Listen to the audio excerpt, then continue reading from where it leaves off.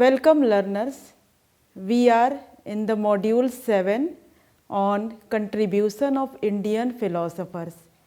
In this module, we have already completed 4 lessons, that is we have completed the educational contribution of Swami Vivekanand, educational contribution of Mahatma Gandhi, Rabindranath Tagore and Jiddu Krishnamurti.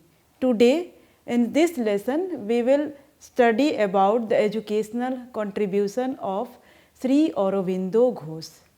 Now before starting the lesson, let me introduce myself. I am Dr. Neelkamal Saran, Assistant Professor in School of Education, IGNOU. Now let us see the learning outcomes of this video. What the learner or you will going to achieve after watching this video. The first one is discuss the philosophy of life as per Aurobindo, describe the educational views of Aurobindo and explain the Aurobindo's view on concept of school, aims of education, curriculum, pedagogy and role of teacher and students. You will also going to describe the importance of Aurobindo's educational views in the present time. Now let us see the life sketch of Sri Aurobindo.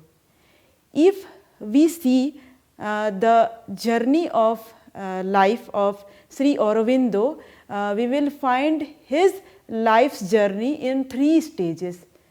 First stage is related to Aurobindo as a child, second stage is Aurobindo as a freedom fighter and third stage is Aurobindo as a yoga guru. So let us see the first stage, that is Aurobindo as a child. Sri Aurobindo Ghosh was born in Calcutta on 15th August 1872 in a Bengali speaking family. He was born in a rich family. At the age of 7, he was sent to England for his studies. He lived there for 14 years. He prepared for ICS, Indian Civil Service Examination. He qualified ICS entrance exam also, but he was disqualified as he was not present in the riding examination. At that time, Indian Civil Service exam was too tough. Riding examination, they took one riding examination also. It was a part of Indian Civil Service exam. After returning to India in 1893, he joined as Professor of English at Baroda College in Gujarat. Though he studied from abroad, from England, his educational ideas and theories were as per the needs of Indians. Later on, he joined Indian National Congress and became an active freedom fighter. He started 2 weekly editions. One was in English and another was in Bengali. The English weekly edition was Bande Matram and Bengali weekly edition was Yugantar, in which he used to write his thoughts related to freedom so that it can reach to common people and common people can be encouraged for freedom. In 1908, he was arrested and sent to jail for Alipur bomb case. In jail, he studied literature on religion, spirituality and philosophy. He learnt yoga and meditation also. It is that stage where his views of life were changed due to these spiritual experiences. After coming out of prison, he published Karma Yogin in English and Dharma in Bengali. In 1910, Aurobindo went to Pondicherry and spent his rest of the life there in doing spiritual practices. He spent 40 years in Pondicherry and by doing spiritual practices, he did spiritual practices there, and gradually from Aurobindo Ghosh he became Sri Aurobindo Ghosh, Yog Guru Sri Aurobindo Ghosh. In 1926 he established Aurobindo Ashram in Pondicherry. He initiated an international ashram and international center of education and social activities.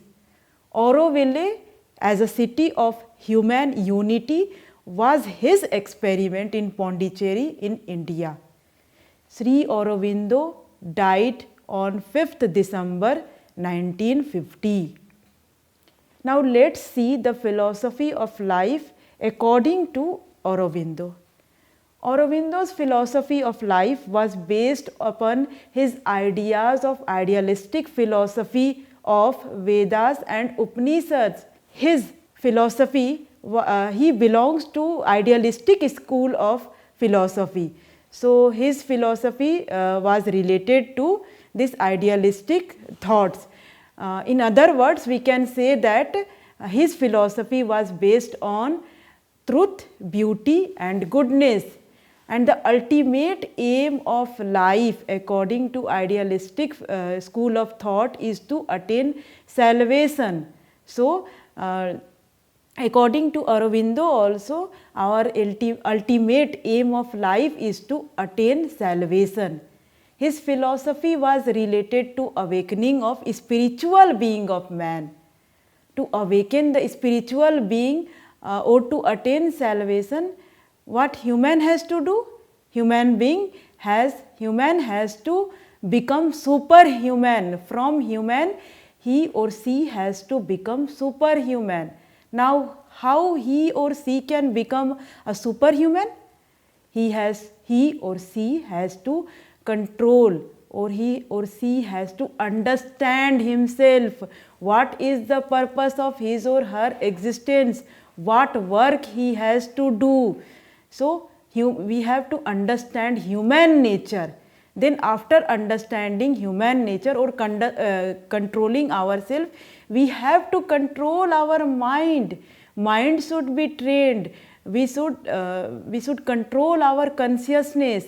Then after doing these two, first is we have to control ourselves, we have to understand ourselves, then we have to train our mind, our consciousness, and after these two, super mind exists. Aurobindo says that there is the existence of super mind which represents the higher place of consciousness. This means that it is the stage, super mind is a stage where human being is free from materialistic desire, the pains and sufferings, ignorance, his greed. So, this is the higher place of consciousness. It is the stage where human being prepare themselves, or they can attain salvation. So, everything which we do in our life is to attain salvation. This is the philosophy of Aurobindo. Now, let us see the educational philosophy of Aurobindo. Aurobindo's educational philosophy was based on integral education. He has given the concept of integral education. Now, this is very important. Integral education. What is integral education? We as a human being thinks that education is only related to intellectual development, but Aurobindo says that no, it is not so. Education is not only intellectual development, but it is all round, comprehensive, balanced and holistic development of learners. It is the integral growth of the human personality, body, mind and soul.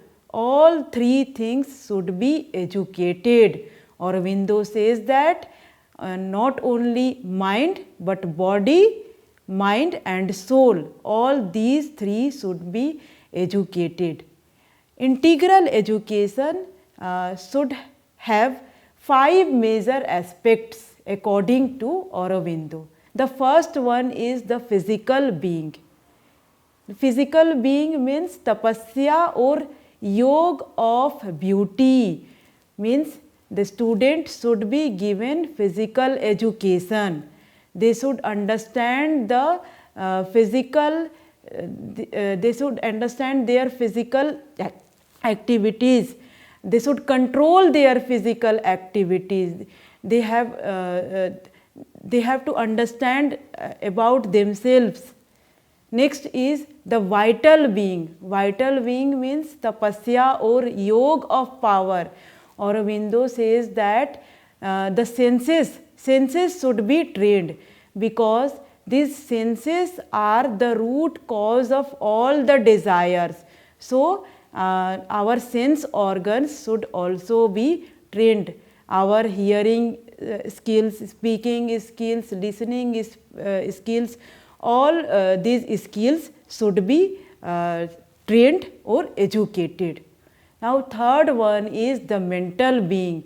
Mind should be educated. Students should be given knowledge. Students should discover new knowledge, and they should apply this knowledge in their life situation. So, mind should be educated, mind should be trained.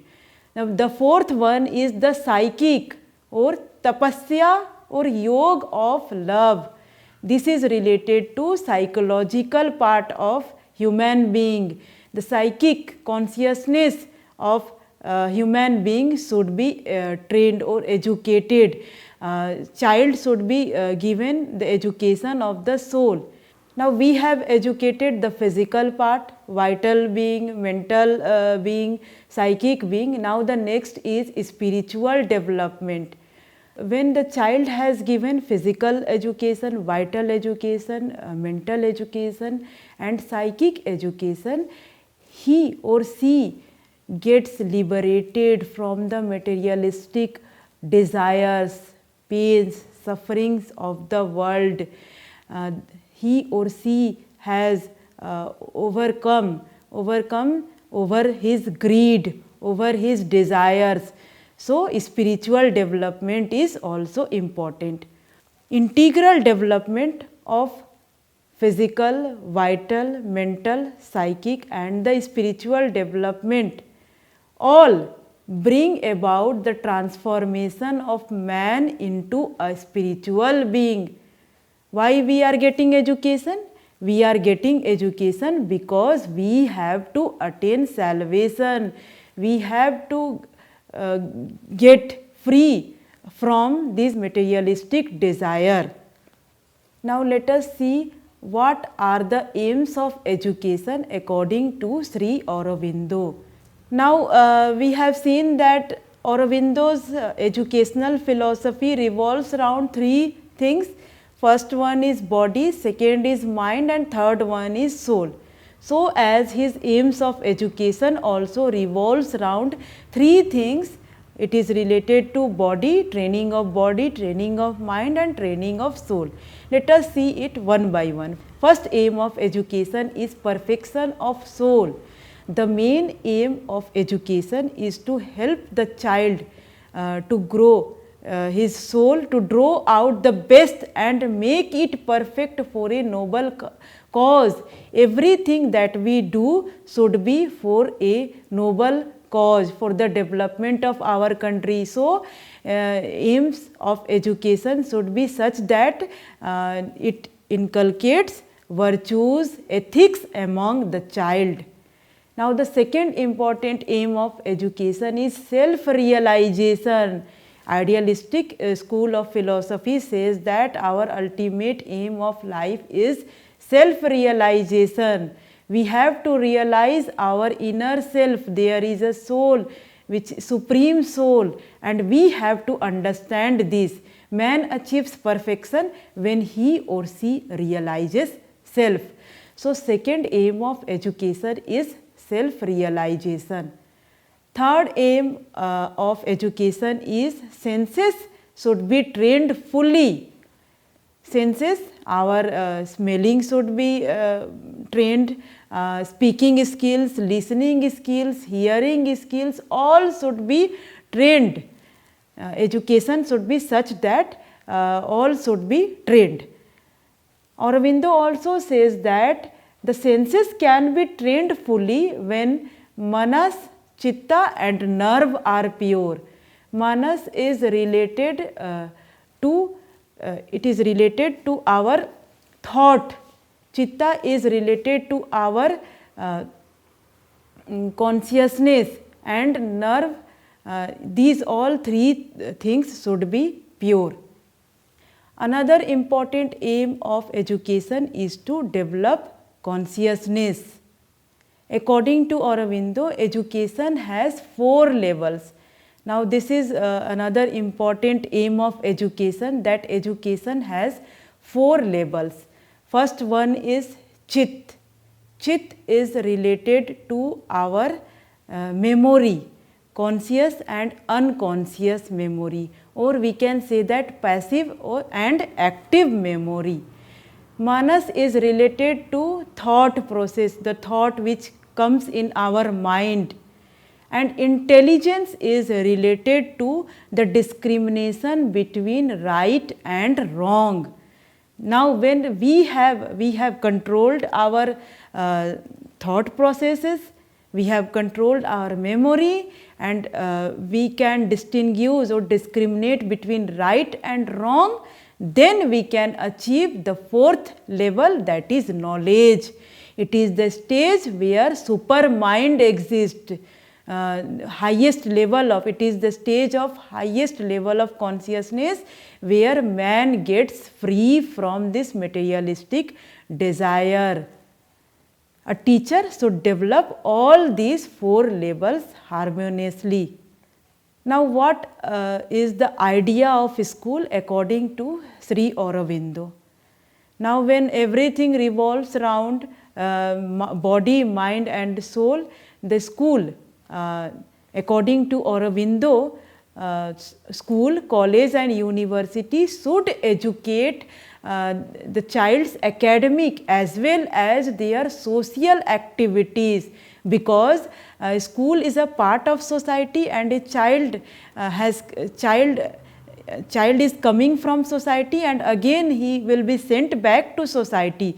So, education should be such that the child should get academic, should get involved in academic as well as social activities. So, education cannot be given in isolation. It is social activities should be also a part of education. Next is the school should develop different type of activities such as collaboration, consultation and lectures in an integral manner. School should provide opportunities for integral development of learner. Integral development means a school should provide opportunities for the development of body, mind and soul. Therefore, aims, curriculum and method of teaching to be the light of the concepts of integral education. According to Aurobindo, all these should be based on the integral education. Let us see what should be curriculum. According to Aurobindo, curriculum should be confined to limited syllabus and a few textbooks. Aurobindo says that curriculum should be confined to limited syllabus and few textbooks. It includes all those subjects which promotes mental and spiritual development of the learner. Curriculum should promote mental and spiritual development. It should have flexibility that meets the individual need. Every individual is different from other. Every child is different from other. He or she comes from a different background. So, curriculum should be such that it provides flexibility to meet the individual needs. Curriculum should be able to motivate the learners. It should motivate the learners to learn. Curriculum should involve creativity. It provides opportunity to the child to do some creative act, some constructive activities, and the most important is curriculum should be interesting. He described the subjects in the curriculum according to the different stages. First is primary stages. When the child is in primary stage, he should be taught the subjects in mother tongue, and English should be taught, national history, arts, painting, general science, social studies, and arithmetic should be taught to a child of primary stage. Now, he has given some subjects for the secondary stage. According to him, mother education should be given in mother tongue, and English, French, arithmetic, art, chemistry, physics, botany, social science, philosophy, and health education should be given to a child of secondary stage. Now, next is university stage.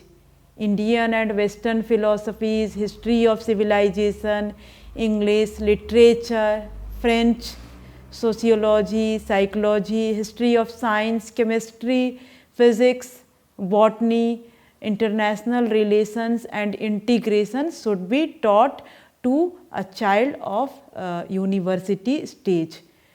Now, for vocational education, arts, painting, photography, sewing, sculpture, drawing, shorthand, cottage industries, carpentry, nursing, mechanical and electrical engineering, Indian and European music, and dramatization should be taught in vocational education. Next is, let us see the teaching methods as suggested by Aurobindo. Aurobindo said that child should be treated with love and sympathy. Education should be given through mother tongue. Education should be according to the interest of the child. Education should be given through self experience. The child should be given opportunity for some hand on experience. Emphasis should be given on learning by doing. Education should be such that it provides the opportunity to the child where they learn by doing. Retention is much more, or retention increases when we learn by doing ourselves. So, education should be such that it provides opportunity to the child so that they can learn by doing, they can learn from their self experiences. Education should be given through cooperation of the teacher and students. Education is a process of where teacher and students they learn and learn together.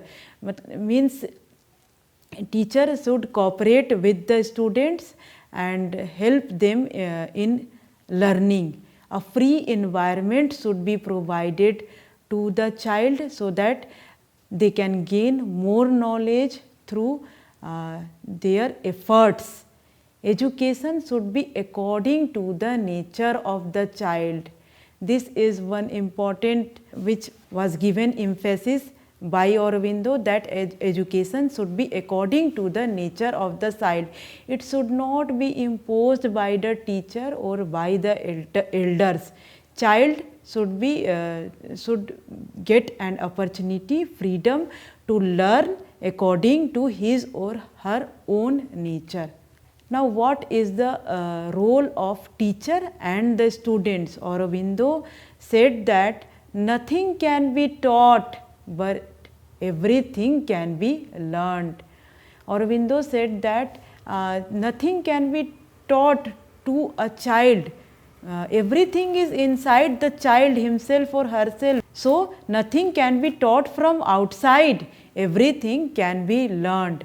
Teacher is a helper, facilitator and guide, not an instructor or taskmaster.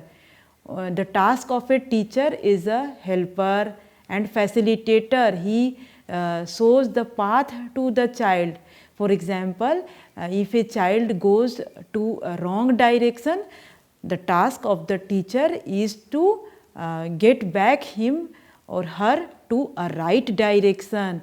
Just like a gardener, what a gardener does in his garden, if a plant doesn't grows in a straight manner and gets tilted, he ties one stick so that it grows in a straight manner or in a right direction. Just like a gardener, teacher is also a helper, facilitator and guide. A teacher should not impart knowledge but should gain should show the path to acquire the knowledge. He doesn't impart, the teacher doesn't impart knowledge but shows the path to acquire knowledge. How a child can acquire knowledge, the teacher helps in that only. Knowledge is within the learner. Teacher, the task of teacher is only to show the path by which he or she can acquire that knowledge. It is wrong to mold the child into the shape as desired by the elders, ignoring and destroying the divine in the child. Aurobindo said that a child should not be molded according to their elders or their teachers. He or she can develop according to their own nature, his or her own nature. Now, there are some questions for you all to reflect. First one is, explain Aurobindo's views on concept of school, aim of education. Third one is curriculum. Fourth one is pedagogy. And fifth one is teacher and students. Another question is, describe the relevance of Aurobindo's educational views in the present time. Now, to sum up, we have learnt today about the philosophy of life according to Sri Aurobindo, and we have learnt that Aurobindo, he belongs to idealistic school of philosophy. We have also studied about the educational ideas of Sri Aurobindo. His educational ideas were based on integral education, that is education of body, mind and soul. We have also studied the concept of school, aims of education, curriculum, methods of teaching and role of teacher and students as suggested by Aurobindo. In the next video, we will study about the educational contribution of Giju Bhai Badheka. Thank you.